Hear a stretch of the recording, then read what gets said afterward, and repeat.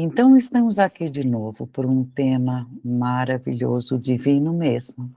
Hoje, dia fechando março, 31 de março de 23, é dia de nos unirmos em torno de um tema que muita gente precisa ouvir com muita atenção.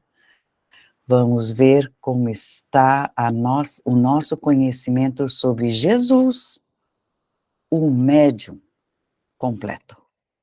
Muita gente não sabe nem dizer a palavra, o que significa médium e nem reconhecer as mediunidades de Jesus, conforme vai lendo nos evangelhos.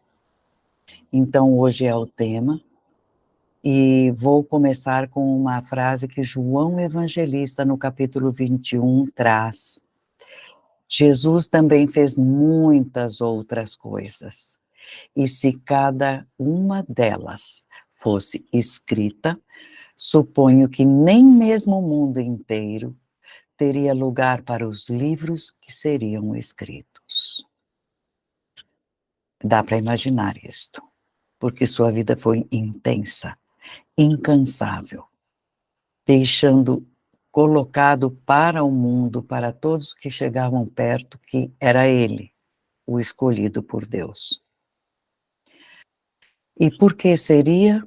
Vejam também em João, mas no capítulo 2. Estando em Jerusalém na festa solene da Páscoa, que vem vindo agora semana que vem.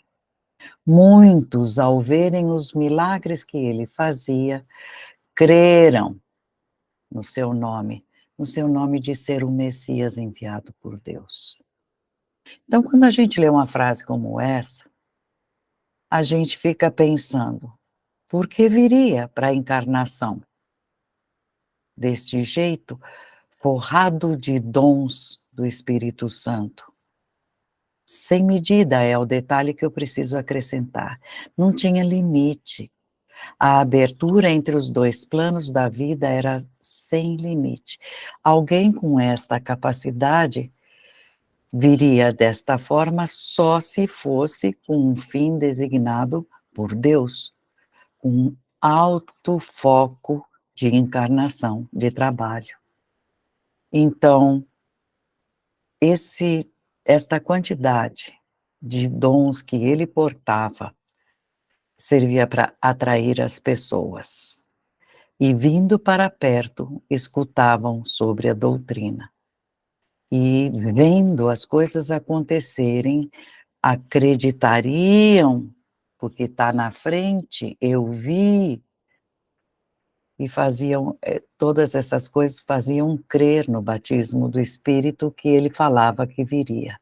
Batismo porque ele deixaria para todos.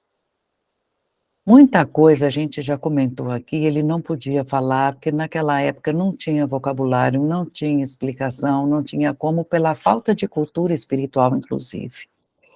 Mas, ficando os dons, aquilo que Jesus não pôde dizer, isto ficaria nas mãos, toda essa complementação ficaria nas mãos dos dons como agentes para as advertências das coisas que você tem errado, enfim, da ilustração, aulas sobre o mundo espiritual, sobre o histórico do espírito, sobre o nosso caminho, e o consolo, consolador, por isso que é chamado consolador. Outra coisa que aparece muito é Jesus tinha espíritos, anjos, almas subindo e descendo sobre sua cabeça. Significa que as legiões iam buscar ficha para saber se podem atender tal pessoa, nada é por acaso. Especialistas para o atendimento daquele ou outro caso. Ajuda espiritual para segurar espíritos rebeldes. Anjos trabalhando muito dos altos planos e levando até para os baixos, como a gente vai ver. Espíritos recolhidos ali. Então, estas almas, esses irmãos nossos trabalhadores, subiam e desciam. Sobre sua cabeça significa a comando dele. sob o pensamento dele. Então, de onde vem tanta... As pessoas nunca vi perguntarem, mas de onde vem tanta autoridade da parte dele? Vamos dar uma refrescada no fato de que ele era, na época, o Cristo planetário reencarnado. E antes disso, ele foi verbo construtor do planeta. Formou esta humanidade, conduziu as raças. Então, ele tem autoridade para cumprir a maior missão da história espiritual. E uma pessoa com esse cargo não ia ter legiões e legiões de espírito trabalhando? Como é que ele ia conseguir fazer? Chamar a atenção, mostrar o tamanho e acordar as pessoas para o mundo espiritual. Enfim, Jesus e João Batista trabalharam para trazer primeiro os detalhes das mediunidades para uma seleção de pessoas, essas que ficarão, por exemplo, como apóstolos. Jesus e João Batista. João Batista, já falei sobre ele em separado, é o Elias reencarnado, é o Moisés, também foi o Moisés e tantos outros nomes. No mundo espiritual ele é conhecido por Elias porque usou os dons para brigar contra o paganismo que um rei judeu, o Acabe, queria impor no meio do povo hebreu. Aqui não. Elias brigou, usou maravilhosos dons e guardou para si, que esse nome, ele é conhecido no mundo espiritual. Os dois eram primos. Aí tem aquela história de que ele, estando no Rio, foi batizado por João Batista como se fosse a primeira vez que se viam. Primos, primos. A mãe Maria foi no nascimento de João Batista, na gravidez, 6 meses antes. Então, tudo isto tem naquela época, as cidades eram constituídas de pouca população, eles se encontravam sempre. Inclusive, as famílias cultivavam a revelação.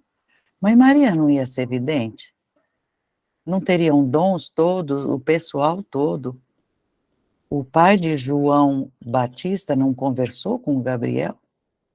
Então, conversar, vendo esta vidência, essas manifestações já eram naturais entre eles. Eles eram do profetismo hebreu e eles saíram a público depois, quando chegou a hora, com uma coroa de 72 espíritos. Coroa é a turma que me rodeia, leva o nome de coroa mediúnica. Espíritos que me rodearão para o meu trabalho.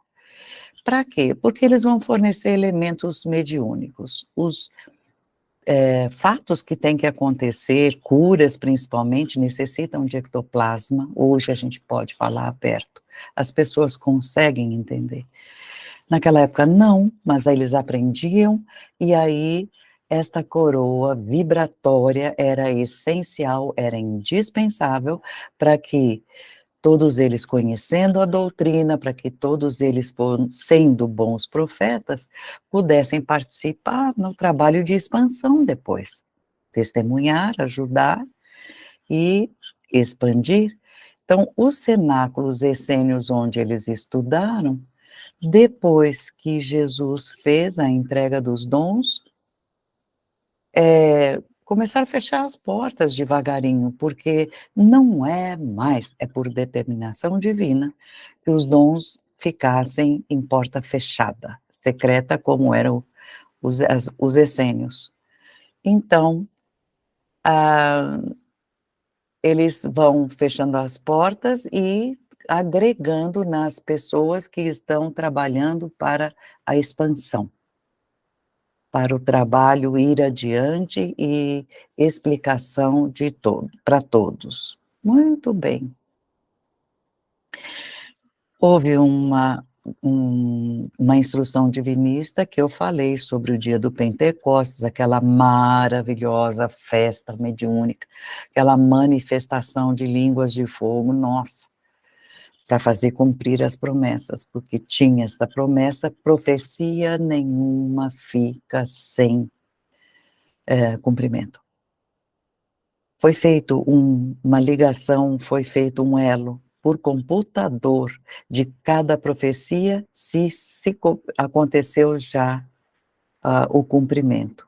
E faziam assim, desse livro para esse, todos, menos o que falta acontecer do Apocalipse, tudo foi profetizado e cumprido. Então, aí muitos diriam: "Puxa vida, ficou tão claro que não querem nada que seja externo, não farás imagens para as adorar, é um dos mandamentos, e que história é essa de ter uma pomba naquele dia?"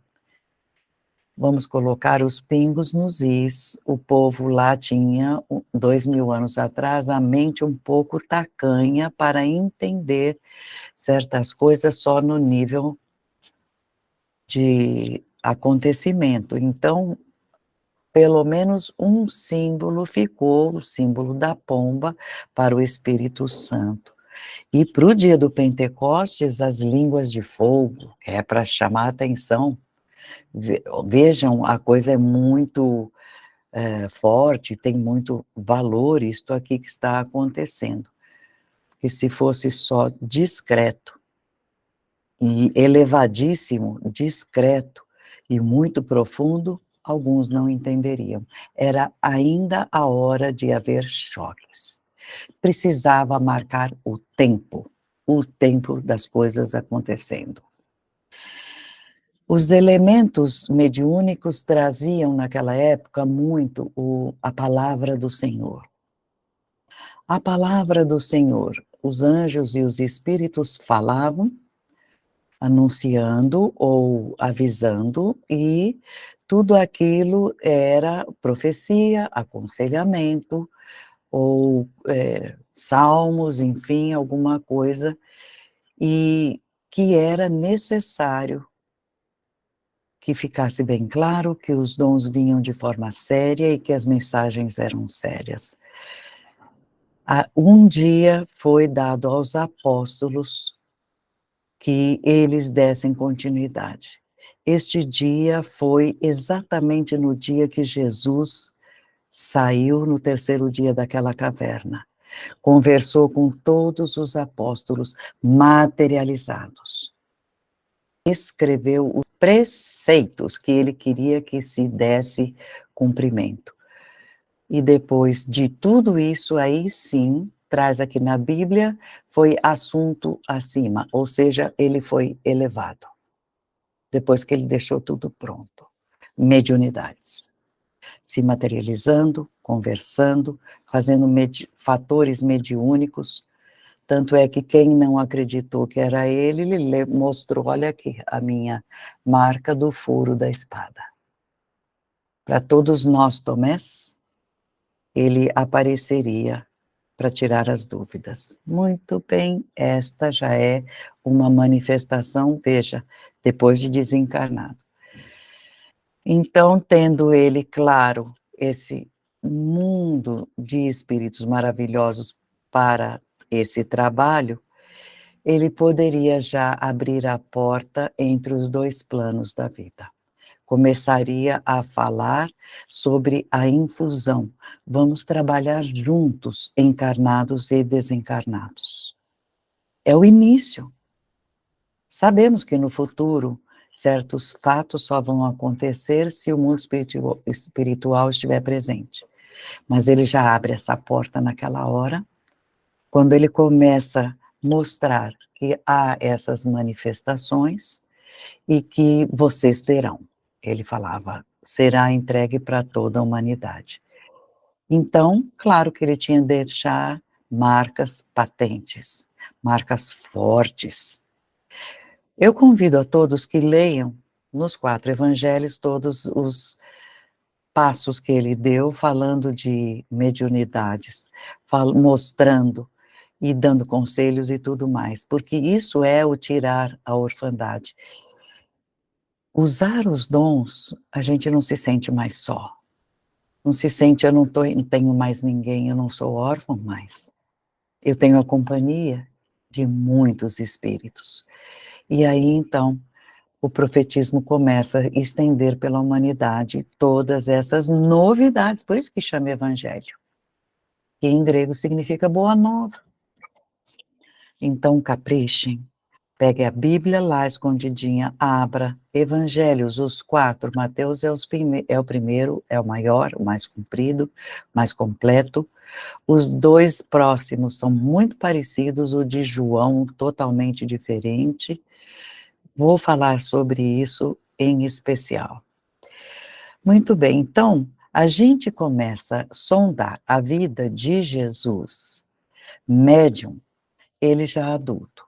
Mas será que ele já nasceu sabendo tudo? Lógico que não, ele treinou muito curas, técnicas, a equipe dele, os companheiros, todos esses que foram escolhidos apóstolos já eram amigos dele. Ele não saiu para a rua catando um por um, sem conhecer quem era.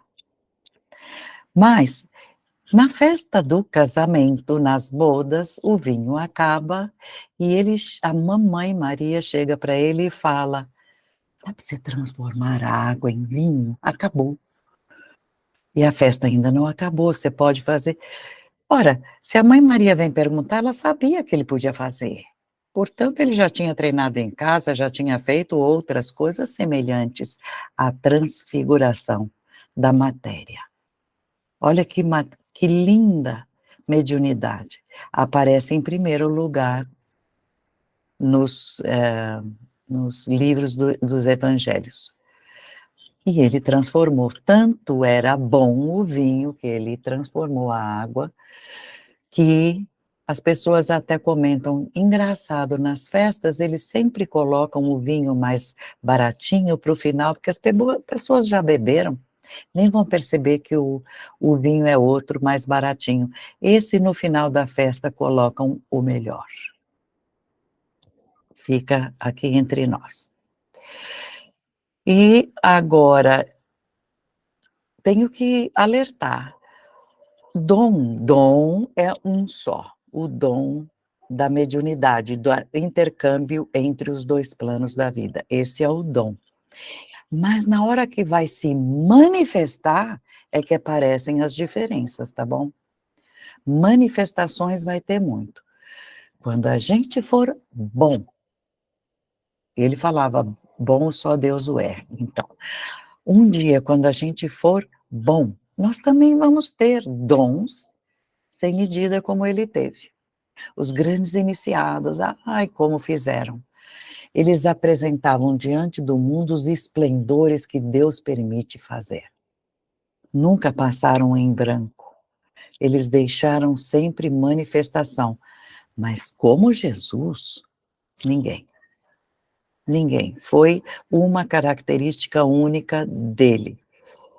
Ele viria derramar os dons, generalizar, convidar todo mundo para usar gloriosamente os dons, ele teria que mostrar, ser o exemplo disto e mostrar como se usa a bem do próximo, com amor incansável.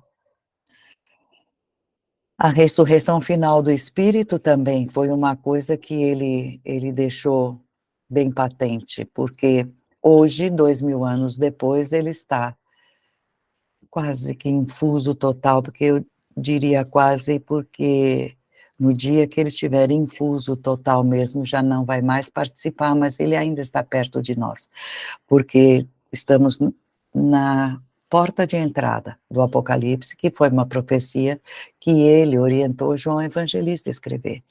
Então, assim que terminar tudo isso, ele faz a infusão total. Então, ele veio exemplificar isso também, não deixando o corpo. Então, um dia, depois de estudar muito entre os essênios, aprender muito de doutrina, de teoria, estudando iniciados, lá se vai nosso querido mestre para a rua ensinar. Lá pelos 28, 29 anos, lá vai ele já para pregar. Passa por todo aquele processo do batismo, o símbolo que tinha que aparecer, enfim. Então eu vou falar. tipo por tipo, mas assim, não vou falar um por um, é assim e vou ler o trecho. É ajudando a cada um que quando for ler, lembre que nenhum dom ele usou de forma igual. Dom da cura, vamos começar por isso. Leprosos foi de perder a conta. Leprosos que vinham a ele era de perder a conta. Mas tem, por exemplo, em Mateus 8, a cura imediata. Quem conhece uma pessoa que naquela época não tinha cura, um leproso, todo mundo saía correndo, porque as feridas abertas vão perdendo pedaços, estando perto dele, imediatamente transfigurou para o corpo curado. Não chama atenção? Outras curas, por exemplo, o filho do centurião, porque ele falou: não, eu mando, e o senhor também manda, mande que alguém cure meu filho lá em casa, porque eu não sou digno de que o senhor entre em minha casa. Ele falou: então vai, teu filho está curado. A distância, não precisava estar perto. Legiões subindo e descendo sob seu comando atuaram. A sogra do Pedro, que estava ali quase desencarnando, pode ir para casa, ela está curada também. Mesma coisa, nesse sentido de vai para lá. E é tanta cura, mas é tanta cura que o próprio Mateus no próprio falou das coisas que ele curou e colocou, sabe? Ele faz um resumo ali, é muita cura, é muita manifestação. Então, ali tem uma lista que ele fez das coisas que ele participou. Limpar homens com lepra, lá naquela época era comum, eles moravam em cavernas, inclusive um dia ele próprio, Jesus, em vidência, viu que eles estavam caminhando e iam sentar numa pedra para descansar, ele falou: não vamos sentar nesta pedra, porque irmãos nossos com lepra acabaram de sair daqui. Medo, nojo? Não. É que ali ainda estava com vamos dizer, o bacilo de Koch, não era para sentar naquela hora ainda. Vê? A vidência mostrou, vidência psicométrica, tudo deixa a marca, a pedra tinha a marca. Ele viu e falou: vamos sentar na outra. Paralíticos, mas de tudo quanto é tipo, porque naquela época fazer um parto era complicado, puxavam pela perna, enfim. O servo paralítico, tinha um paralítico que caiu do telhado, tinha um que, coitadinho, ficava na cama dele e quando as águas tremiam, que espíritos tremiam as águas de uma fonte, corra lá e tome banho nesta água. Tadinho, ele não podia correr.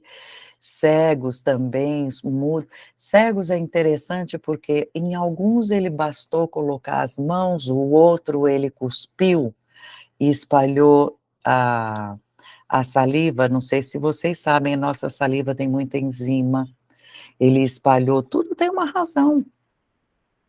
Fez lama e colocou, enfim, tudo isto tem uma razão de ser na hora de curar um cego, um outro mudo, um surdo mudo, um cego de nascença.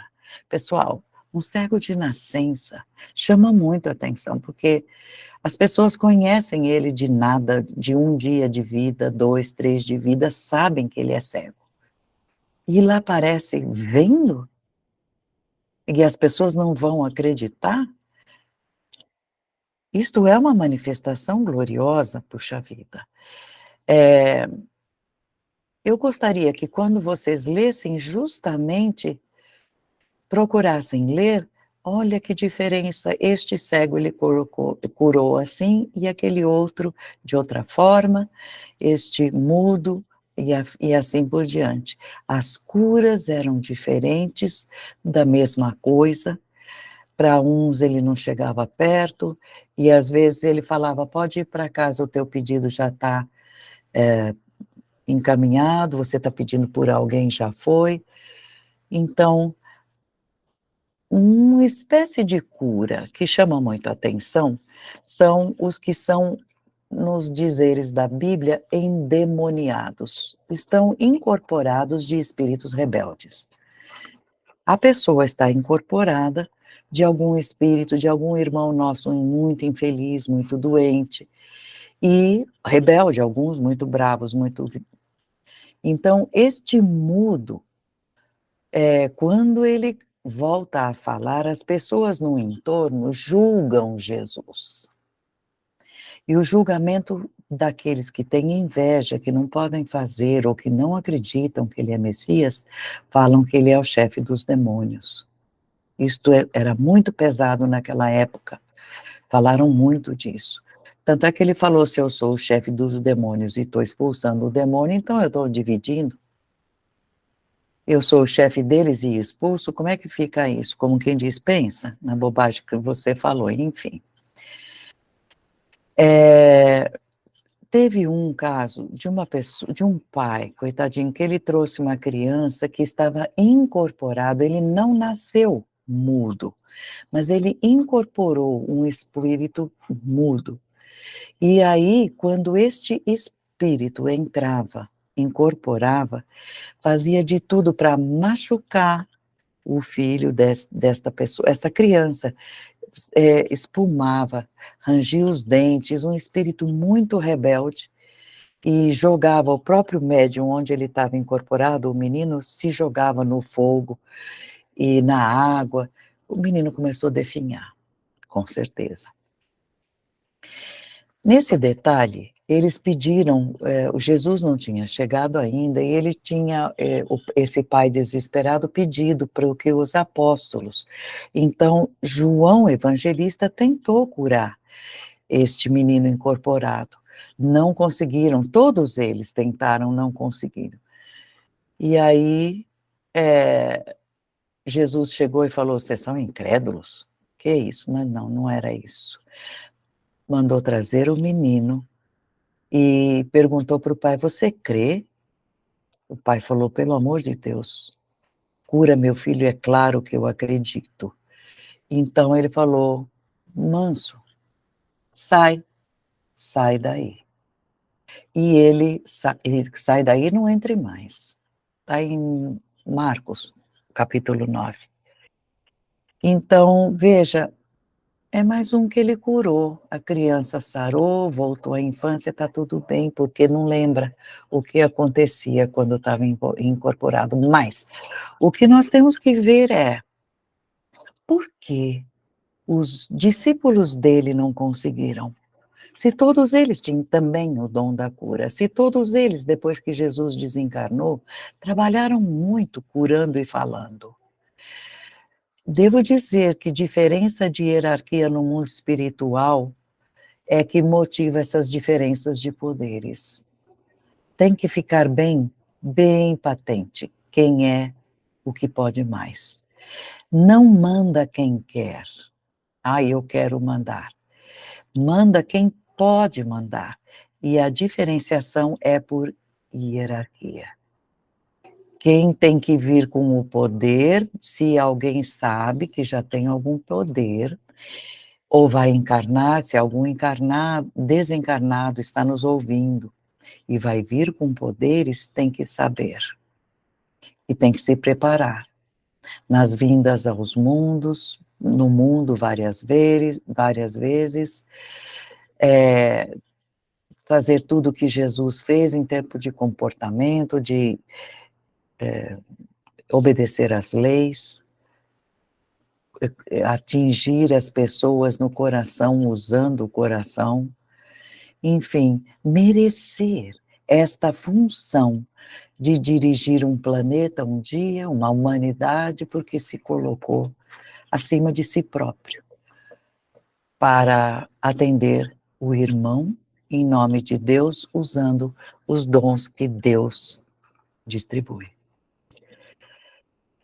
De endemoniados, Tem mais na lista, muitos casos na época. Entre os que moravam em Gadara, os gadarenos, tinha um encarnado que tinha, não um, mas vários espíritos que ficavam em torno dele, atuando, fazendo diferentes formas de rebeldia, enfim. E aí ele pede que sarem e eles falam assim: nós gostaríamos de sair, mas permita que a gente entre naqueles porcos. Então ele fala: pode ir, vai, e não voltem mais. Então, esses espíritos rebeldes, cada um escolheu um porco para incorporar e pulou o precipício. Nossa, o povo de lá ficou bravo, porque lá o porco era comida. Então, eles saíram, mas ele deixou que os espíritos fizessem isso. Mas não é só rebeldia. A filha de Jairo também estava como morta, só dormia, só dormia, só dormia, porque ela estava tomada por um espírito que dormia, não parava de dormir. Então, tirado o espírito, ela voltou ao normal imediatamente. O poder de poder fazer isto. Vê, é como se fosse uma ressurreição. Ela estava dada como morta. Lázaro também. Ele não estava incorporado, mas estava com um estado de coma, caminhando para desencarnar. Jesus chegou a tempo. E ele ressurgiu. Tira esses panos, vem aqui para fora. Ele foi meio tonto. Para fora, ressurgiu, ressuscitou. Ressurgiu dos mortos, eles falavam. Então, tinha uma coisa que ele deixou bem claro e bem avisado quando ele ressuscitou esses rebeldes. Ele contou para as pessoas, quando um espírito sai, não encontra onde ficar, ele saiu porque houve quem comandasse. Ele sai por aí, fica batendo de lugar em lugar, procurando onde ficar, e não encontra como ele tinha o aconchego ali. Fez amizades e ele voltará com mais amizades. Então, esta geração perversa, que pratica as coisas que são desarmônicas, atrai de volta. E vamos levar esta lição. Ah, ele voltou, então não fez efeito. Não, ele encontrou campo, ele encontrou harmonia para entrar lá. Em Jericó, por exemplo, ele cura 2 cegos só com um toque. Cegos com um toquinho. Inchado, lá está hidrópico. Hidrópico é uma pessoa que tem inchaço. Pode ser na perna, as 2 pernas muito inchadas, ali não diz o que é. Pessoas de barriga d'água, que aqui no Brasil chamam, com uma barriga grande, hidrópico é genérico. Ele curou ali na hora. Mas acontece que o detalhe, que para curar esse hidrópico foi num sábado, e os judeus têm que não pode fazer nada no sábado. E ele falou, e aí? Posso curar esse irmão de vocês num sábado? Ele ficava provocando que as pessoas pensassem. Então, ele falou, deixo de curar? Saiu, colheu milho, que não pode, é trabalho. Comeu o milho com os apóstolos, chegou para os fariseus que estavam ali perto, falou, eu, o filho do homem, eu sou o Senhor do sábado. Já para chamar a atenção deles, eles ficaram quietinhos. Na sequência apareceu um homem com a mão ressequida, não sei se vocês conhecem, alguém que a mão não desenvolveu inteira. Então, ele curou na hora, na frente de todo mundo, essa transformação, transmutação do perispírito desse caso, por exemplo. E saiu de lá. Saiu de lá de perto dos fariseus, mas o povo foi atrás. E aonde ele sentou, fez muitas curas. Vocês conseguem imaginar esta cena? Passeando pela cidade, dando lição de moral naquele que fica: "Não, no sábado não pode". Não pode porque não é você, né. Tem que usar a cabeça. E aí, a multidão que seguiu ele pedindo ajuda, dá para imaginar, não dá para colocar, como diz João no evangelho dele, não dá para colocar tudo que ele fez, só alguma coisa mais representativa. Eh quando ele falava, essas coisas de o povo ir atrás para ser curado e depois ele falar, isso está profetizado em Isaías. Se vocês lerem Isaías no Velho Testamento, muita coisa das que a gente lê, lá está Isaías dizendo que ele fará isso, ele fará aquilo. Então ele cumpria, não ficou batendo boca com o fariseu. Saiu de lá, as pessoas foram atrás, ao serem curadas, escutaram as advertências. Aliás, ele falava muito sobre isso. Quando ele escolheu os 12 que seguiriam ele, vocês podem ler no capítulo 10, coisa mais linda, ele dando advertências das coisas que vão acontecer. Olha, vai ser assim, assim, assim. Nós vamos enfrentar dificuldades futuras, e ele falou tudo que ia passar, de necessidades, de apuros, enfim. Ele já deixou bem claro. E também as recompensas, porque vai valer a pena trabalhar na seara divina. Então ele falou sobre as recompensas e eu chamo vocês para lerem em Mateus 10, porque a gente trabalhando, atendendo os outros, ensinando, vai ficar Deus não vai ficar contando hoje, quinta-feira, quarta-feira, não. A recompensa vem na hora da nossa evolução, no nosso brilho, enfim, vale muito a pena. Leiam lá, porque isso cabe a nós, que escolhemos conhecer, sermos divinistas significa aprofundar na doutrina que Deus nos enviou. E um dos 3 pontos principais é o uso dos dons, você já sabe. Então, quando ele fazia isso, cumprindo o que Isaías tinha falado, vocês vão ver também, é isso que eu quero, preste atenção no detalhe, ele mandou buscar o jumentinho, ele deu o endereço, vai até lá, traga o jumentinho para cá, vieram 2, tudo que ele ia passar entrando na cidade, Jerusalém, sentado em um burrico, um jumentinho, ele anuncia para a pessoa, vai lá buscar, em tal lugar, assim, assim, a vidência, a clarividência, o sair daqui e vendo, sei onde está, eu sei o entorno e recomendo, vai até lá e faça.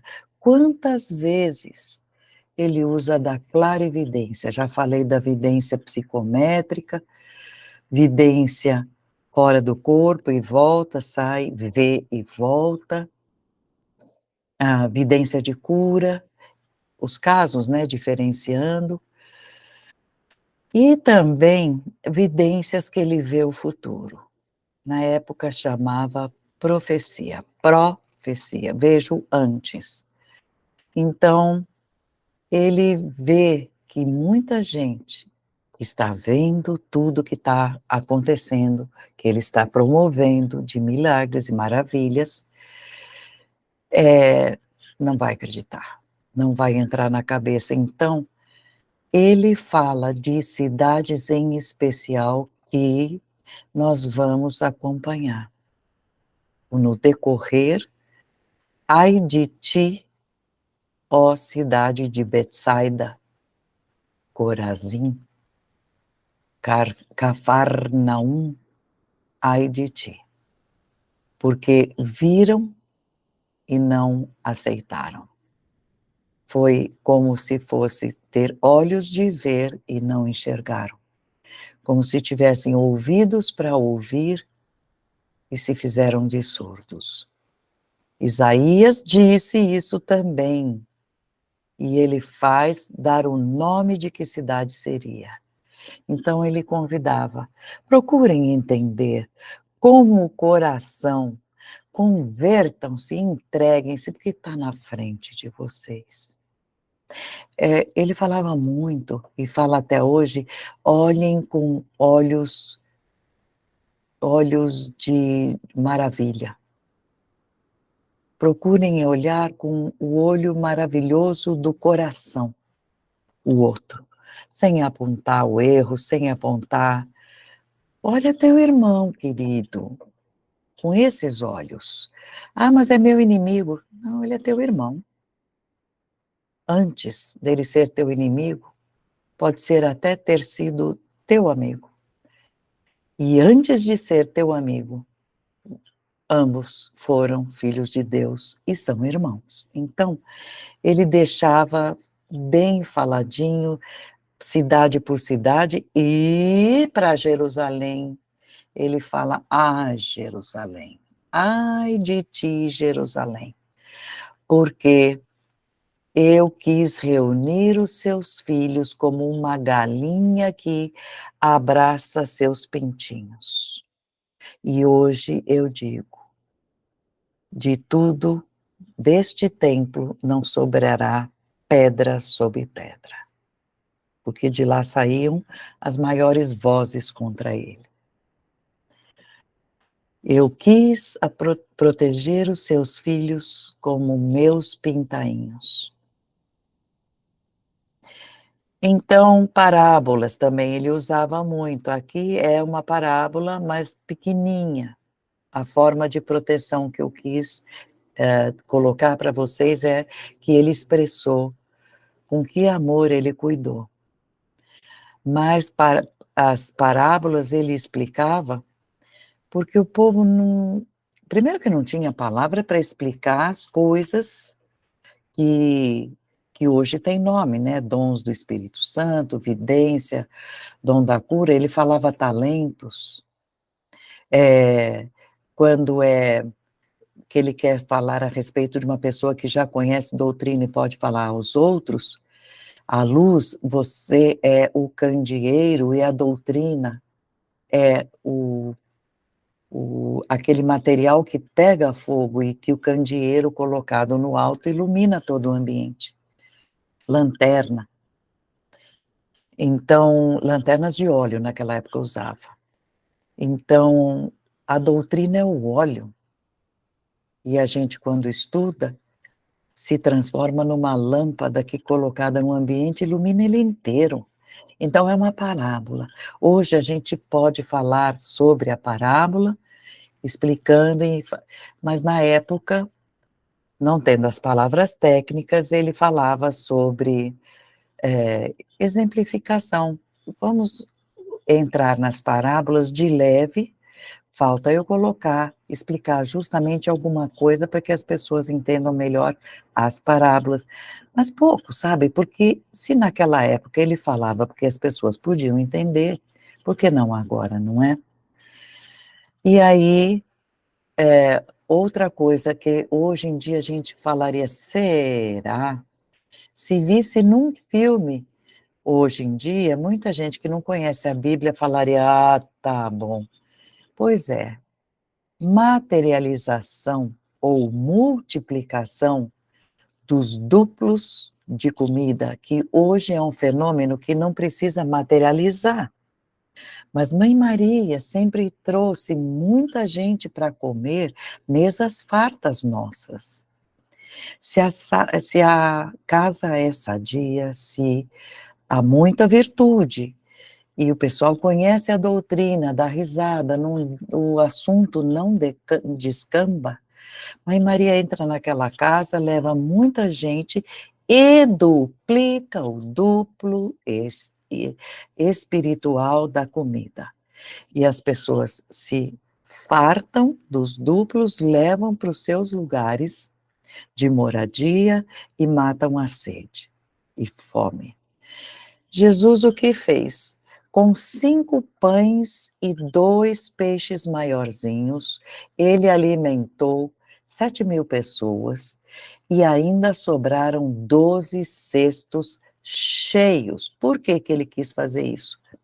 Fica no ar aquela coisa de estamos com fome, mas nós não vamos sair daqui. O Senhor está falando, nós queremos ouvir. Então ele ficava, às vezes, no barco falando, porque era tanta gente que não tinha onde ficar mais alto, então ele entrava no barco, ou na encosta de uma montanha. Nunca teve templo, gente. Não é em igreja cheia de ouro, uma construção. Igreja significa reunião de pessoas. Então, nunca foi num templo. Sempre foi a céu aberto e precisavam comer. Então, esta foi a primeira manifestação e depois, de novo, com 7 pães, não 5, e peixinhos pequenininhos, 4.000 pessoas comeram. Sempre com esta diversidade, ele comentavam, agora vocês estão comendo o pão, mas tomem cuidado com o fermento dos fariseus, porque os fariseus colocavam, mas isso não é possível, eles colocavam ideias contra.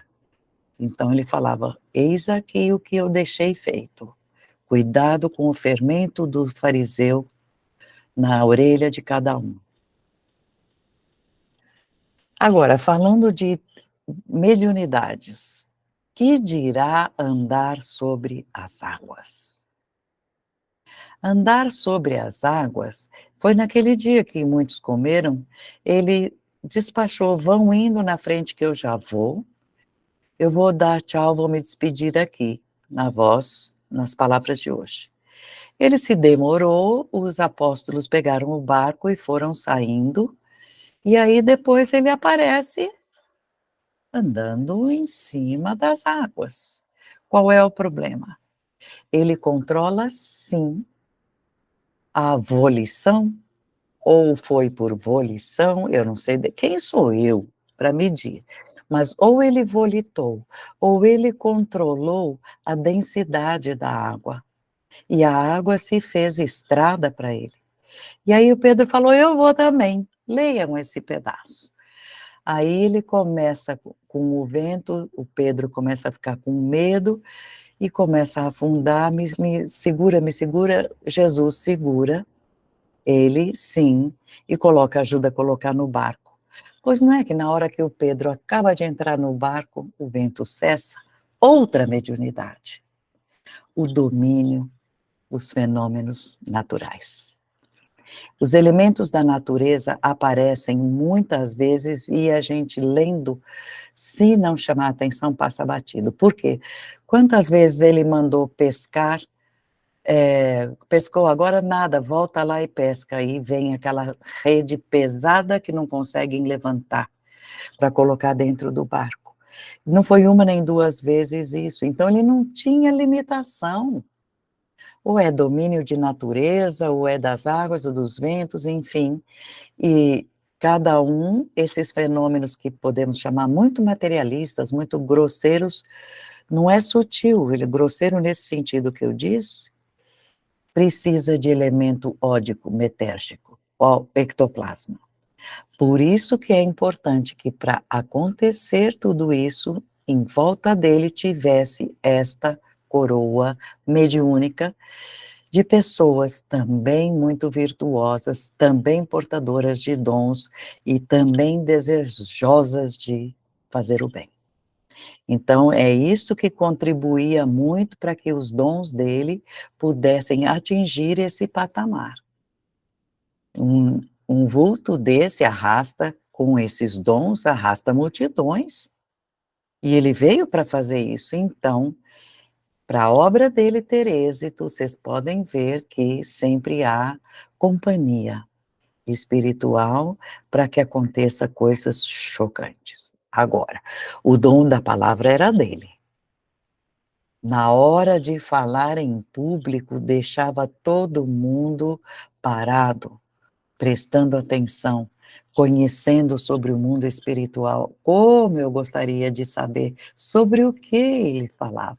A casa do meu pai tem muitas moradas, não é? A gente já sabe, são 7 faixas fundamentais. A casa do meu pai, onde eu vou desencarnar e cada um de nós vamos para qualquer uma das mais de 35, em torno de 35.000 subfaixas. Cada um tem nossa casa, segundo o que cada um fez. Mas olha como ele resumiu: a casa do meu pai tem muitas moradas. Eu, quando li a primeira vez, eu não entendi. Depois que eu conheci a doutrina, que eu falei, olha isso. Então, na hora de advertir os fariseus, ele pegava na medida para que cada um se sentisse chocado. E porque eles eram muito apegados à tradição, tudo que Moisés falou está falado. Ora, Moisés também tinha dons. Moisés também chamou 70 para serem os continuadores dele. Mas não sei, era aquela coisa de não tem que ser assim, não pode ter outro.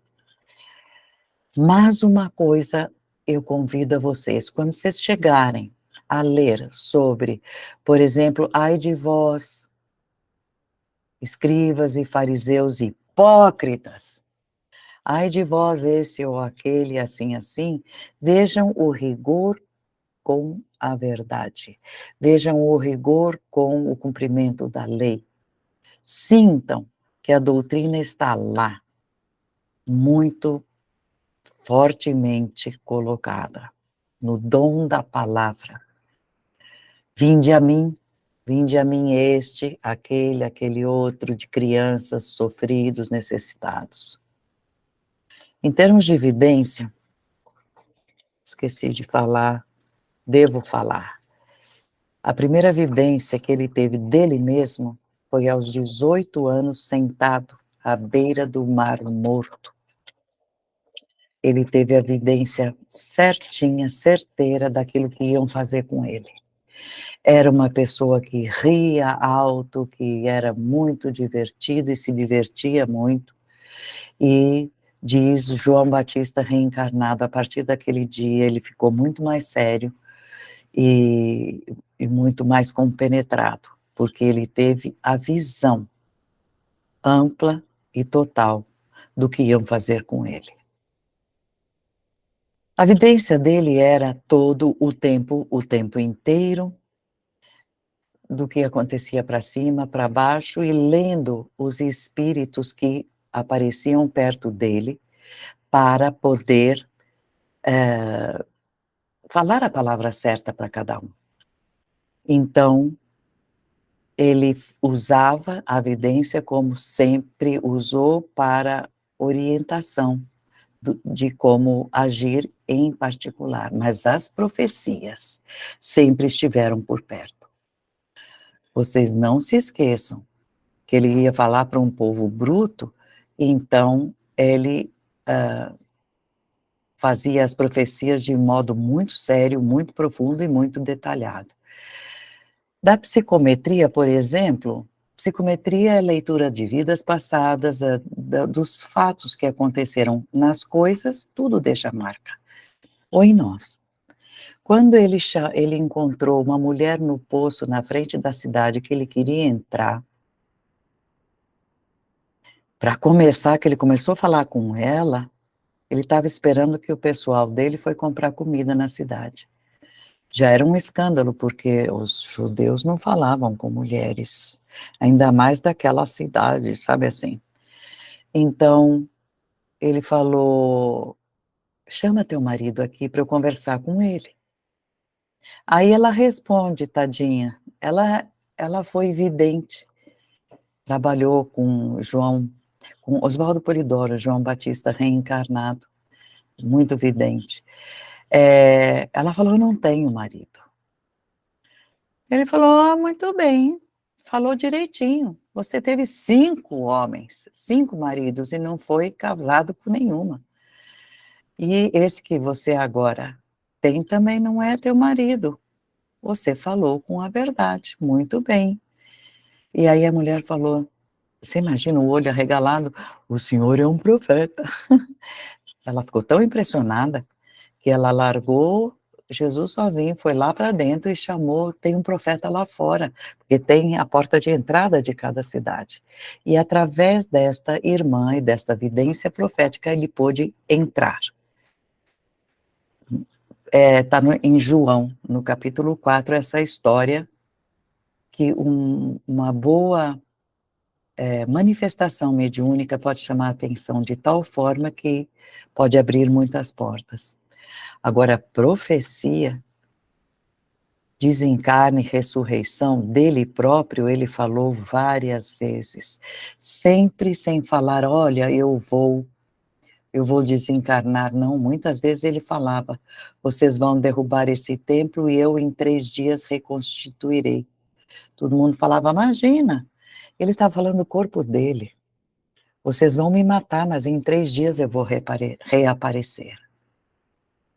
Então prestem atenção ao ler. É uma profecia que ele fez, exatamente de como ia ser o fato de que em 3 dias aconteceria. Outras profecias são aquelas sobre Jerusalém, a grande tribulação que Jerusalém vai passar, que não vai sobrar um. Não vai sobrar um.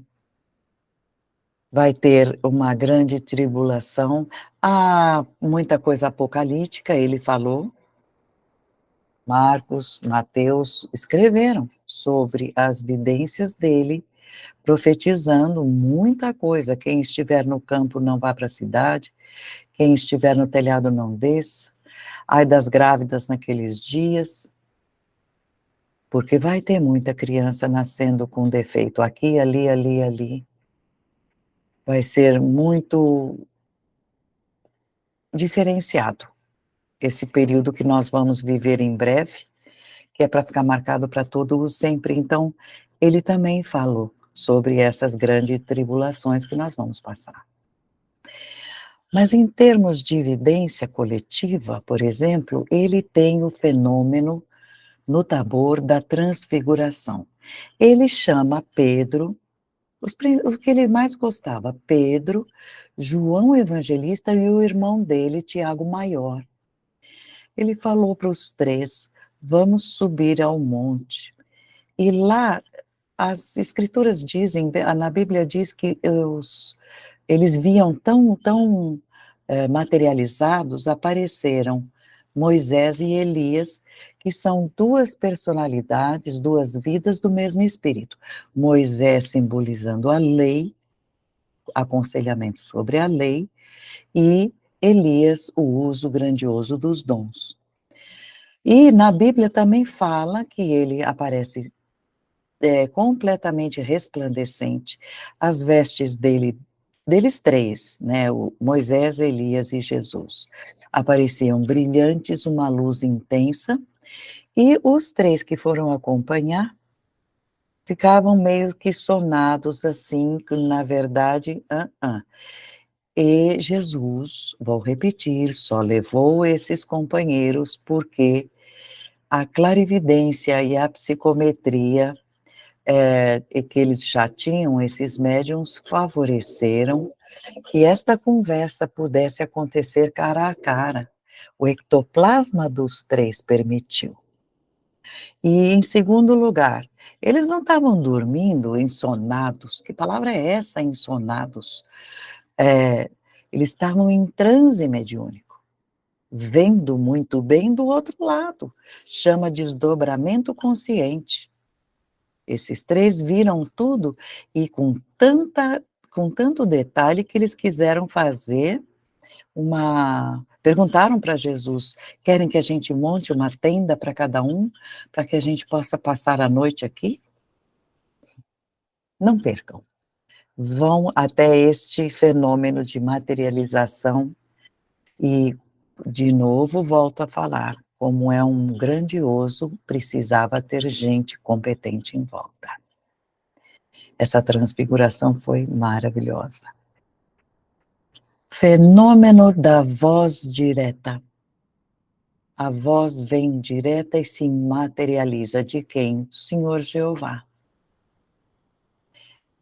Quando ele aparece diante de João Batista, ouve-se a voz vinda do céu: Tu és aquele filho meu singularmente amado, e em ti eu tenho posto toda a minha complacência. Marcos 1. Amados todos somos, não há filho de Deus que não seja amado pelo Pai, mas é que cada um recebe pelas obras. E aí Jesus encarnado, entendendo tudo isso, ele entende que daria, a partir daquele momento, o cumprimento da sua missão publicamente. Estava treinado já. E é lógico que ele precisava dessa manifestação. É um carinho, né? Escutar a voz direta dizendo que pronto, vai ter o meu amparo, vai, meu filho pode trabalhar, né? É um carinho.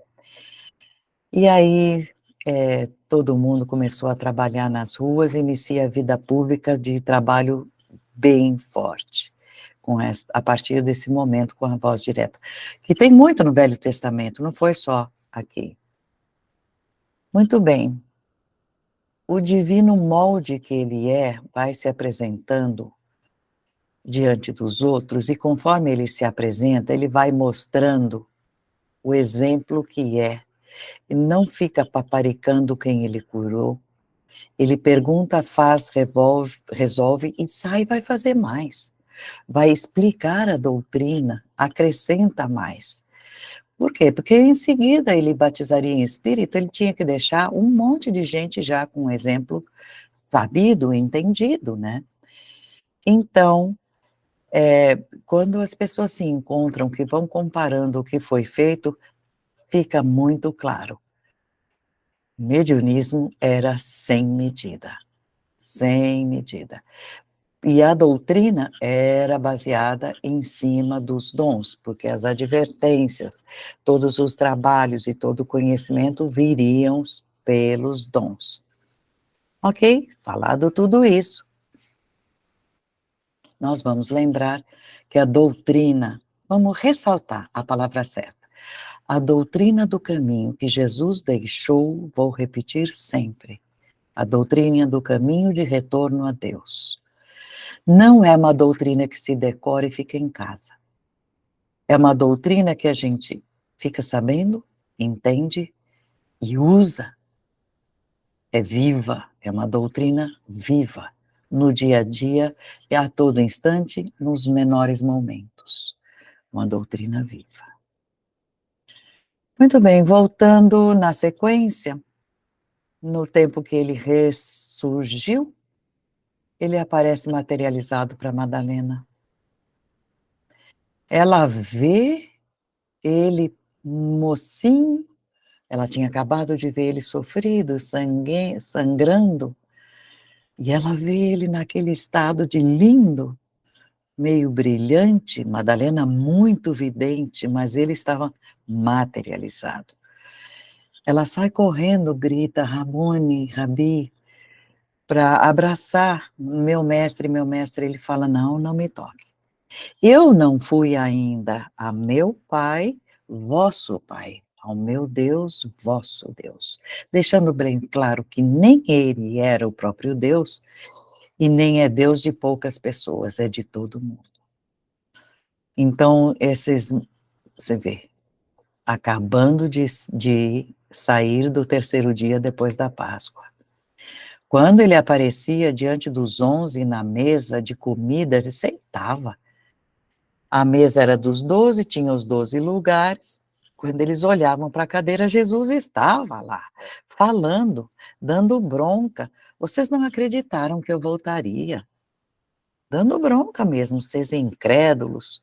Aí ele começou a dar as ordens de como vão pregar, aonde vão, como vão fazer, avisou que vão expelir demônios, vão falar novas línguas, está lá tudo escrito. Vocês podem pegar a serpente que não vai fazer mal, foi o que Paulo fez. Em Atos dos Apóstolos, o Paulo pega a cobra, ela morde, o pessoal, todo mundo em volta fica esperando ele morrer. porque era uma cobra super venenosa. E o Paulo continuou fazendo o que estava fazendo, nem ligou. Isto é mediunidade específica, não é para qualquer um sair fazendo isso, é específico. Então, foi um trabalho que ele fez entre o dia do Pentecostes, entre o dia que ele ressurgiu, materializado, até o dia do Pentecostes, esse tempo todo ele estava muito presente no espaço e no tempo, muito presente. Aí, a pergunta que surge, mas caramba, puxa vida, o que acontece? Por que que ele veio entregar se tanta gente já conhecia, se os essênios já conheciam, já faziam esse trabalho? Se tanta gente, desde dos velhos entregadores de doutrinas, já conheciam, para que que Jesus tinha que vir? Era conhecida a mecânica, a utilidade, mas a vivência ligada à palavra exemplo de conduta, a doutrina como um todo, isto só ele. Foi o único. Outros sabiam sim, mas não foram a público, não trouxeram os dons. Ele não era um simples profeta. Ele não foi de jeito nenhum fundador de religião, porque senão o reinado dele teria fim. Religião aumenta, diminui, some, quantas não sumiram, mas ele trouxe para cada um dos homens do planeta um conhecimento do elemento mediúnico na prática, de todos os tipos, para não serem estranhados, os fenômenos. O que ele fez foi, em poucas palavras, rasgar o véu. Tem os dois planos. Não considerem o véu, a mediunidade abre. Com o Espírito Santo, que é uma virtude emanada por Deus, que ninguém compra, vende, nem empresta, nem pega do outro, vem de Deus, o dom, cada um vai manifestar. E é por Deus. Então, o Espírito Santo, como é na Bíblia, a palavra que descreve, ela é força, ela é poder, ela é vida. Então, isso ele deixou bem mostrado, que diante desses fatores, ele, Jesus, se inclinava. Diante das manifestações. Ele usava com reverência. Não é uma coisa banal. Vem de Deus. Então, a partir do momento que a gente entende que pela revelação virão as verdades, o conhecimento da verdade, que a gente vai continuar podendo alcançar, por isso que ela era chamada de fogo, é uma alegoria, a verdade é fogo que queima, porque responsabiliza as pessoas. Então, depende de nós também respeitarmos as mediunidades com esta reverência, porque é através delas que no decorrer, daqui para o futuro, virão as coisas que nos faltam conhecer, não de doutrina, isto já é ponto final, mas de novidades em termos de progresso, de conhecimento de vidas passadas, enfim, tudo. Todas as demais verdades. Tem um pedaço que eu peguei da vida de Oswaldo, dos livros de Oswaldo Polidoro, que diz assim: temos repetido constantemente que, enquanto na Terra não se cultivar a doutrina que Jesus fundou,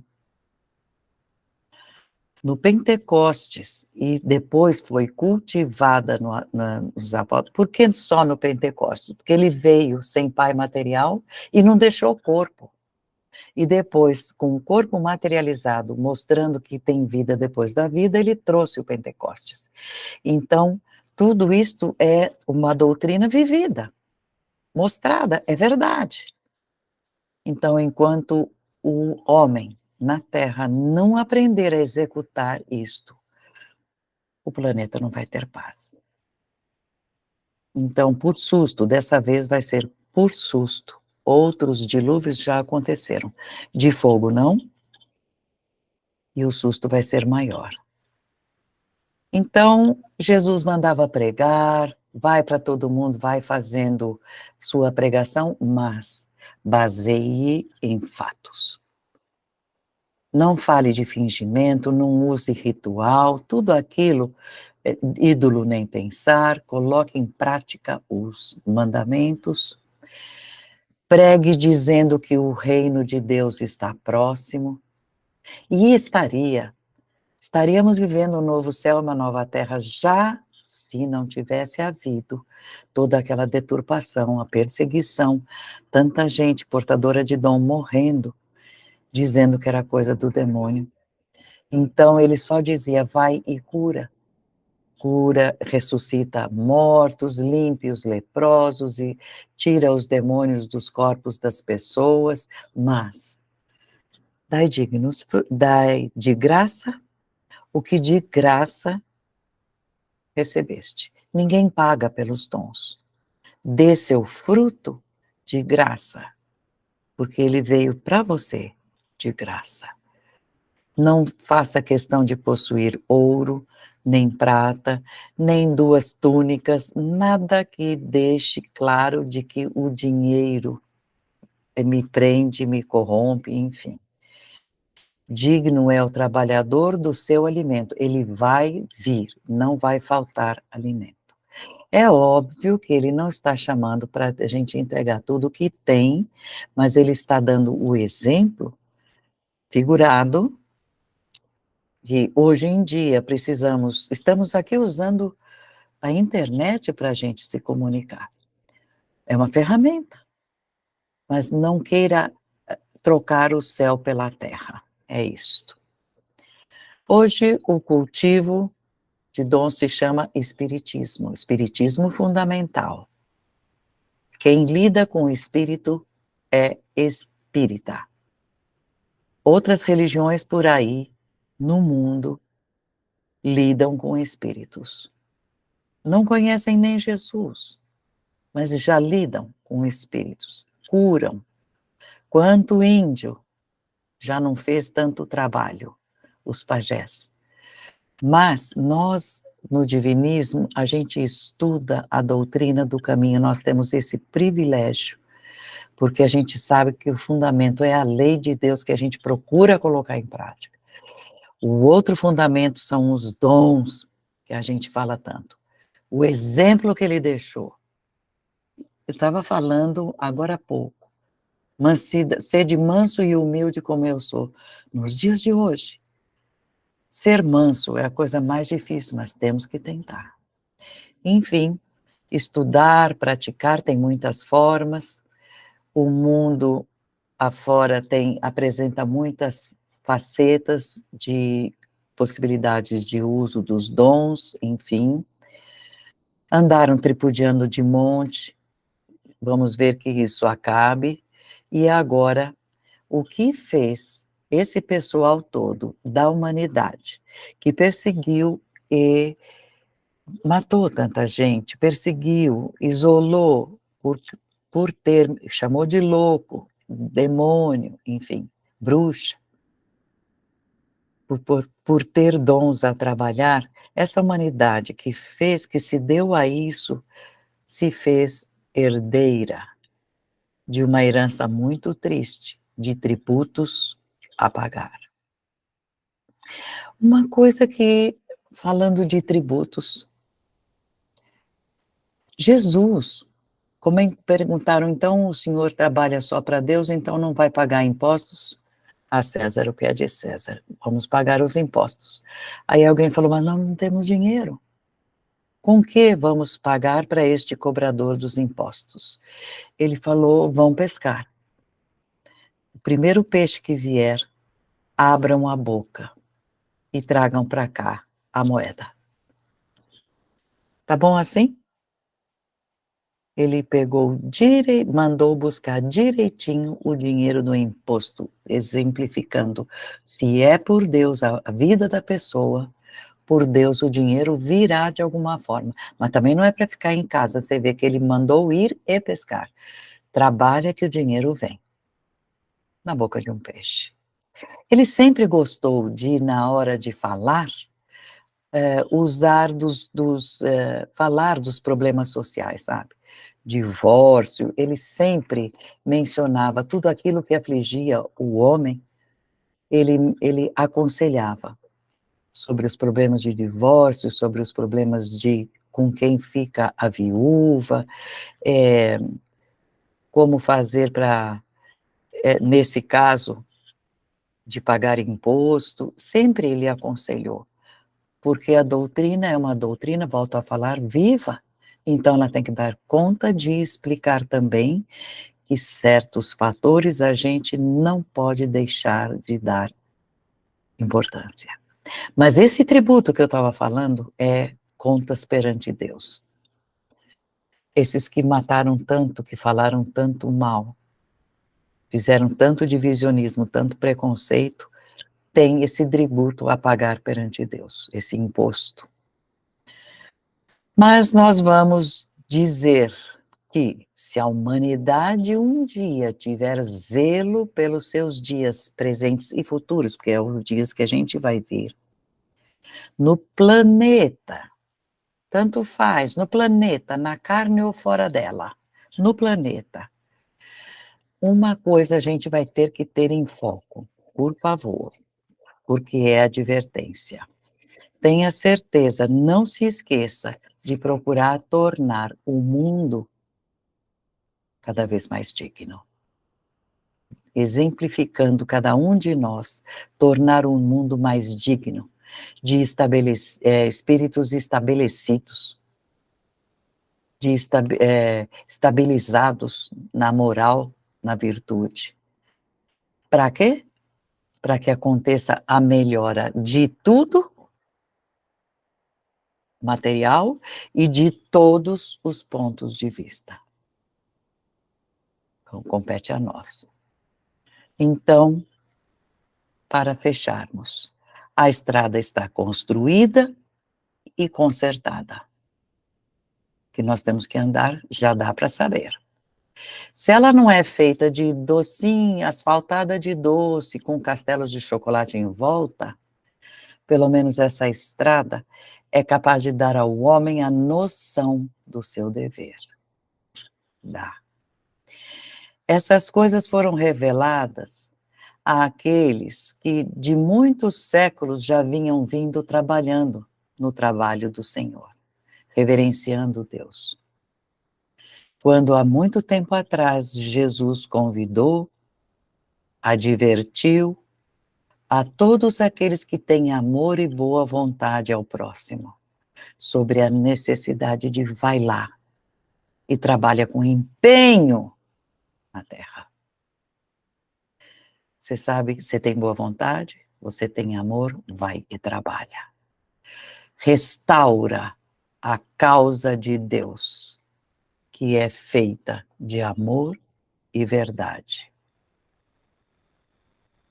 Ainda mais, vou terminar com a frase de Jesus que João escreveu.